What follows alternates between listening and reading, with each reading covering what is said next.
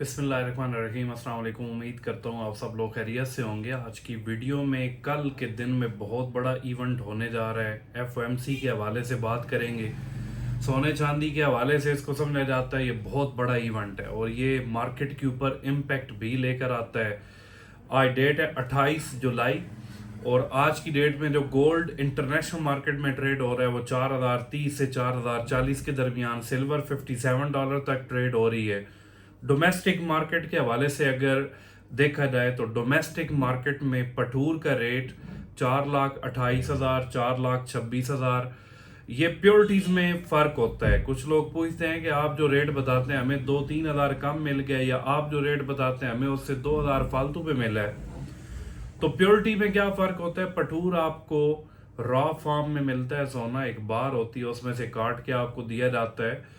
वो 988 प्योरिटी का भी होता है, 985 भी होता है, कहीं पर 992 चलता है, कहीं पर 994 चलता है, 996 तक पठूर की प्योरिटीज आती हैं। 996 बहुत कम एरियाज में आपको मिलेगा, ज़्यादातर 992, 994 या 988 मुख्तलिफ एरियाज में होता है। और फिर इनके रेट्स में 2 से 3 हज़ार का डिफरेंस होता है हर इलाके के हिसाब से। पीस की बात अगर करें तो वो 4,32,000 से 4,34,000 तक है। उसमें भी डिफरेंट कंपनी के वो आए हुए होते हैं। ARY के अलग रेट हैं, स्विस के अलग रेट हैं, मिलत के अलग रेट्स हैं। तो रेट्स में 2 से 3 हज़ार का डिफरेंस इलाके के हिसाब से हो सकता है। चांदी की अगर बात करें, तेजाबी चांदी 6,200 6,300 तक है। तेजाबी से हटकर जो PSL की बार्स हैं 999 प्योरिटी में, वो 65,000 66,000 तक 10 तोला की बार मिल रही है। KG बार्स के रेट तकरीबन 6300 से लेकर 6450 तक रेट्स, डिफरेंट एरियाज में डिफरेंट रेट्स हैं। तो FOMC है क्या, इसके बारे में मुख्तलिफ वीडियोस के अंदर मैं एक्सप्लेन काफ़ी दफ़ा कर चुका हूँ। फेडरल ओपन मार्केट कमेटी, इनकी मीटिंग होती है साल में तकरीबन 8 दफ़ा ये मीटिंग होती है। इसमें फेडरल फंड रेट, जिसको इंटरेस्ट रेट भी कहा जाता है, उसके हवाले से डिसीजन मेकिंग होती है। अगर हम डाटा को देखें, CPI का डाटा, PPI का डाटा, NFP, ये 3 मेजर डाटाज हैं जो गोल्ड और सिल्वर की फेवर में आए। ठीक है, और जब ये फेवर में आए मार्केट ने पंप भी दिया। अब डिसीजन मेकिंग क्या है? कल की डेट में ये बैठेंगे पाकिस्तानी टाइम के मुताबिक रात 11 बजे, वो इंटरेस्ट रेट के हवाले से डिसीजन मेकिंग करेंगे। क्या इंटरेस्ट रेट को घटाना है, बढ़ाना है या स्टेबल रखना है? अगर 3 इम्पैक्ट पॉसिबल हो सकते हैं। अगर इंटरेस्ट रेट को कम किया जाता है, डॉलर पे प्रेशर आएगा। जब भी डॉलर डाउन होता है सोना चांदी अप होते हैं। ठीक है, अगर इंटरेस्ट रेट बढ़ा दिया जाए तो डॉलर स्ट्रांग होता है, सोने चांदी पे प्रेशर आता है। लेकिन जो चांसेस नजर आ रहे हैं, जो प्रेडिक्शंस हैं बड़े बड़े एनालिस्ट की, फिर जो डाटा हमें सजेस्ट कर रहे हैं कि इस FOMC की मीटिंग के अंदर इंटरेस्ट रेट ना बढ़ाया जाएगा ना कम किया जाएगा, बल्कि 3.75 बेसिस पॉइंट जो रेट प्रीवियस था वही इस दफा का एक्चुअल रेट होगा, उसमें कोई चेंजिंग नहीं की जाएगी। अब एक बात, जो पिछली FOMC की मीटिंग थी, फिर जब सीज फायर हुआ तो केविन वाश ने एक दफा सीज फायर होते ही बयान दिया था कि हो सकता है इस दफा इंटरेस्ट रेट को बढ़ाया भी जाए। ठीक है, ये बातों बातों में इनकी एक बात बहुत मैंने रखती है। मार्केट 4350 4400 तक थी, वहां पर इस डर से मार्केट नीचे आई। मार्केट ऑलरेडी इंपैक्ट ले चुकी है। ठीक है, इंटरेस्ट रेट बढ़ाने के चांसेस अब नहीं है, कम करने के चांसेस भी नहीं है। 90 to 95% चांसेस है स्टेबल रखेंगे। वो जो बढ़ाने का एक खौफ पैदा हुआ था ना, मार्केट नीचे आई थी। अब मार्केट हमें $200-250 की मूव दे सकती है अगर इंटरेस्ट रेट को स्टेबल रखते हैं और बाकी सारी सिचुएशंस जो नॉर्मल चल रही हैं उसी के अकॉर्डिंग हो।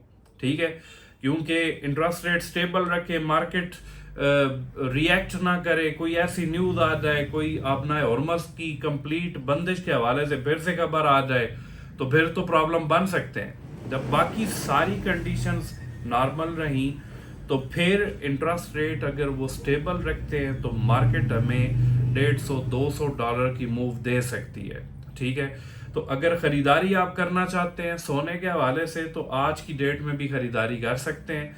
चांदी के हवाले से खरीदारी करना चाहते हैं तो खरीदारी आप कर सकते हैं। ठीक है, क्योंकि चांदी भी आपको अभी $57 पे अगर सोना जाता है 4200 प्लस में, तो चांदी भी $5-6 की मूव देगी।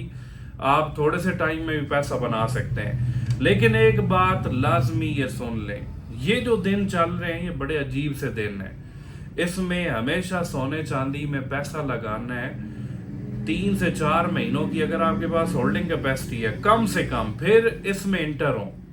अगर आपके पास होल्डिंग कैपेसिटी नहीं है, बिल्कुल जुआ ऐसे समझ के नहीं खेलना कि आज की डेट में लेंगे कल रेट बढ़ जाएगा, क्योंकि फिर रोना धोना और पीटना भी शुरू हो जाता है कि इसने कहा था ये हो जाएगा। अब ये बड़े लेवल पे डिसीजन मेकिंग होती है, वहां पर जिस तरह इधर मुख्तलिफ फैसले उन्हें तब्दील किया जा सकता है ना, तो वहां पर भी तब्दीली हो सकती है, क्योंकि ट्रम्प बहुत कुछ भी कर सकता है। ठीक है, तो इसलिए जो डेटाज हैं वो बता रहे हैं इंटरेस्ट रेट ना बढ़ना चाहिए ना कम होना चाहिए, स्टेबल रखना चाहिए। एनालिस्ट भी आप 99% जो बड़े एनालिस्ट हैं उनको सुनेंगे, वो भी स्टेबल रखने के सारी प्रोडिक्शंस दे रहे हैं। तो अगर ये कोई ऐसा वैसा काम करके बढ़ा देते हैं तो फिर प्रेशर आ सकता है इकॉनमी के ऊपर। फिर आगे जो 3-4 मीटिंग्स रह जाएंगी, ठीक है, उसमें फिर 2 मीटिंग्स में इंटरेस्ट रेट कम करना पड़ेगा, लाजमी करना पड़ेगा। इसीलिए मैं कह रहा हूं कि कोई भी डिसीजन लेना है, बिल्कुल ये काम नहीं करना कि बस शॉर्ट टर्म के लिए हम डिसीजन ले लेते हैं। अगर आपके पास अपना पैसा है, थोड़ी होल्डिंग कैपेसिटी है, फिर खरीदारी करनी है, फिर बाद में इस चीज का कोई वो ना करे।